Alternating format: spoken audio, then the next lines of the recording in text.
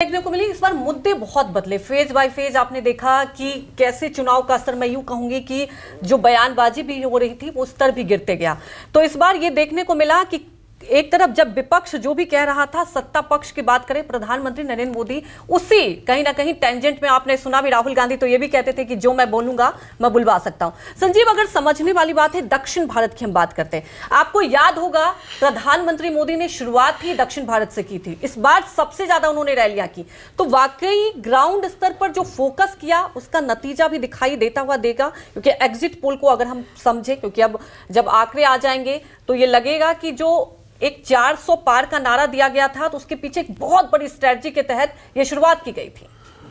दरअसल 400 पार का जो नारा है और 400 पार की जो हकीकत है वो है ही दक्षिण भारत पर आधारित। जी देखिए, उत्तर का जहां तक सवाल है और पश्चिम का जहां तक सवाल है, आप अगर आंकड़ों के लिहाज से देखें तो 2014 और 2019 में आपको उत्तर के करीब करीब सभी राज्य और पश्चिम के सभी राज्य अप टू द ब्रिम है, फुल है।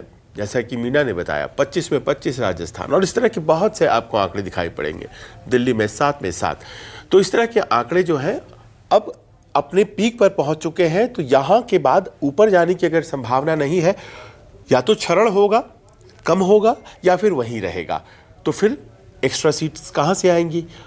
उस वक्त भारतीय जनता पार्टी के नेतृत्व ने पूरब को और दक्षिण को देखा है जी। और दक्षिण खासतौर पर पूरब इसलिए क्योंकि उन्हें पश्चिम बंगाल और उड़ीसा में लगता है कि संभावनाएं अभी भी शेष हैं। और कहा यही जा रहा है आंकड़ों के लिहाज से कि गेन ऑफ वोट्स पश्चिम बंगाल में और उड़ीसा में है। लेकिन अगर दक्षिण की तरफ चलिए तो आप पाएंगे कि आंध्र प्रदेश, उसमें बताया जा रहा है कि जो जनसेना और तेलुगु देशम पार्टी के साथ भारतीय जनता पार्टी का अलायंस है वो उसे मदद कर रहा है, गेन ऑफ वोट्स वहाँ होने जा रही हैं।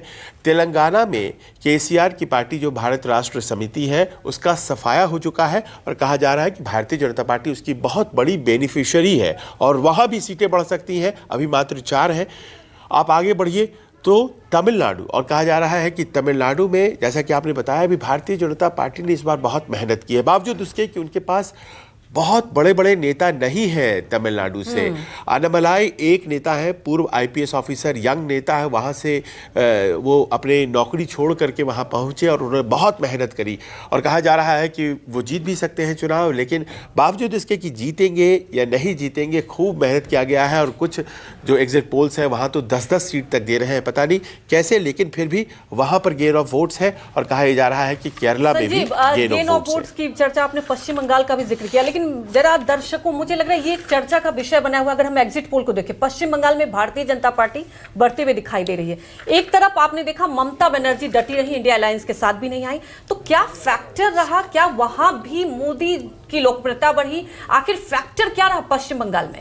क्योंकि संजीव, प्रधानमंत्री नरेंद्र मोदी ने पश्चिम बंगाल की कहा कि सबसे ज्यादा अगर हम गेन करेंगे तो वो प्रदेश है पश्चिम बंगाल, और एग्जिट पोल में आए भी नतीजे वैसे ही। तो इसकी एक बड़ी वजह क्या मानते हैं? क्या संदेश खाली एक बहुत बड़ा डेंट कर गया है ममता बनर्जी को, या इसके अलावा भी कुछ ऐसे मुद्दे रहे जो ममता बनर्जी के फेवर में नहीं गए? देखिए, संदेश खाली वन ऑफ द इश्यूज है, ऐसा नहीं है कि वो एकमात्र इशू है।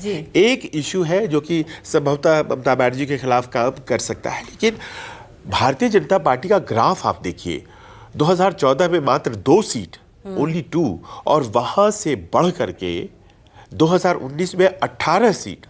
देखिए, इस बात को समझना पड़ेगा कि तीसरा सबसे बड़ा राज्य है जहां पर लोकसभा की 42 सीटें हैं और वहां पर 18 सीटें भारतीय जनता पार्टी ने जीती। और देखिए, उसके तुरंत बाद जो विधानसभा चुनाव हुए उसमें जो आंकड़ा 6-7 का हुआ करता था विधानसभा में, भारतीय जनता पार्टी 77 सीटों पर चली गई। और कहा यही जा रहा है कि जो मार्जिन ऑफ डिफरेंस है वोट परसेंटेज का, तृणमूल कांग्रेस और भारतीय जनता पार्टी में मात्र 10% का है। तो ऐसे में संभावनाएं तो दिखाई पड़ती ही है। अगर हम पिछले चुनाव की बात करें तो 40% के आसपास भारतीय जनता पार्टी है और 50% के आसपास ममता बनर्जी, 48%, 48 दशमलव कुछ। अब ये जो मार्जिन है अगर ब्रिज हो जाता है तो असंभव सा नतीजा वहां आपको दिखाई पड़ सकता है। जो कहा ही जा रहा है कि बहुत, और विधानसभा जब चुनाव हुए थे तो करीब करीब वहीं पर vote percentage Bharatiya Janata party का था। तो अगर मान लीजिए भारतीय जनता पार्टी ने अपना वोट शेयर बढ़ाने में सफलता पाई है और मात्र 3-4% भी अगर बढ़ गया तो समझिए कि वहां पर असंभव चमत्कार सा हो जाएगा। इतनी सीटें भारतीय जनता पार्टी जीत सकती है। वहां पर कम्युनल पोलराइजेशन की जो राजनीति है वो बहुत जबरदस्त और तरीके संजीव, से एक क्या वहां पर ममता प्ले करती बनर्जी है। इंडिया ब्लॉक का हिस्सा होती तो क्या जो स्थिति अभी एग्जिट पोल में है उससे बेहतर होती उनके लिए? नहीं, देखिए ये तो बड़ा एक इंटेलिजेंट ट्रिक है। मैं जब वहां पर था तो मैंने आपके इसी प्रश्न को समझने की कोशिश की कि आखिर इंडिया ब्लॉक का सदस्य ममता बनी क्यों रही। वहां पर यह खेल है कि देखिए सीपीएम और कांग्रेस भले ही बहुत जड़ शीर्ण अवस्था में है लेकिन अभी भी वो वर्तमान है। तो वो ममता बनर्जी नहीं चाहती थी कि हम इंडिया ब्लॉक में आ जाए और हमारे खिलाफ के जो वोट्स हैं वो आमने सामने की लड़ाई में भारतीय जनता पार्टी को मिल जाए। तो अपने खिलाफ वोट्स को 2 भागों में उन्होंने बांट दिया। सीपीएम और कांग्रेस एक तरफ लड़ रही है उनके खिलाफ, भारतीय जनता पार्टी एक तरफ लड़ रही है उनके खिलाफ, और उनके खिलाफ के मत बट जाए यही कोशिश थी ममता बनर्जी की, और इसी कारण से वो इंडिया गठबंधन में नहीं आई। आने वाले दिनों में मान लीजिए इस बात की संभावना बनती है कि उनके आने से कुछ होता है तो वो यकीनन इंडिया ब्लॉक का सदस्य रहेगी। और इन्होंने इस बात का जिक्र भी